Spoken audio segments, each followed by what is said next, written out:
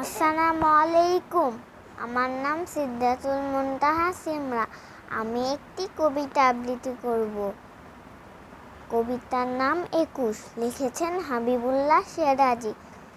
ছিটকে পড়ে শিমুল জবা, ছিটকে পড়ে খেলা, ছিটকে পড়ে ভাটিয়ালির নদীর ছেলেবেলা, ছিটকে পড়ে মদন মোহন, ছিটকে পড়ে খুলি, ছিটকে পড়ে নামটা ভূগোল, ছুড়ল যখন গুলি, ভিজল বাতাস, ডুবলো আকাশ, বাংলা ভাষার গাম।